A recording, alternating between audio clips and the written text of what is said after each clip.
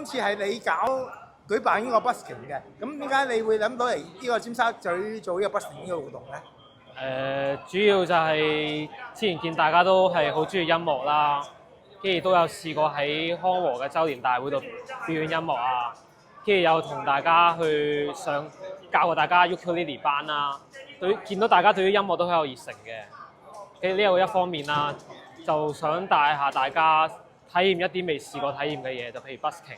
咁我知大家好多會員都係第一次 busking 啦，跟住都有一啲好特別嘅經驗，即係譬如令到自己自信有提升啊，跟住亦都遇過好多唔同嘅情況處理啊，即係譬如頭先啱先走鬼嗰個情況，我諗都係對大家成長啊，或者係去面對復原嘅嗰方面有幫助嘅咁樣。我知道你就係離開康和，翻去城市大學嗰度讀完個碩士課程喎。點解你會揀嚟康和做呢個實習咧？其實咧我就係揀 feel 嘅，即係我揀咗精神健康嗰個 feel 啦，跟住就學院嗰邊就派我過嚟嘅，跟住係咯。你覺得最大嘅喺康和得到啲乜嘢啊？我覺得都係好多樣嘢未試過啦，譬如我係自己主導搞個大型活動啦，譬如 busking 啦，跟住自己去帶組啦，跟住 ukulele 班啦，跟住我都有單獨去跟2個 case， 都係實習入邊都幾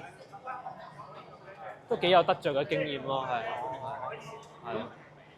咁你幾時會翻學校啊？咁幾時讀完個 course 啊？ 1月中就開學嘅，不過跟住第2次實習咧就3月就再去咯，2個月。係。咁希望你讀書順利。好。希望有機會你1月走啊，希望有機會可以再同你參加你舉辦嘅活動啦。星期5再聖誕聯歡會一齊玩下咯。好啊。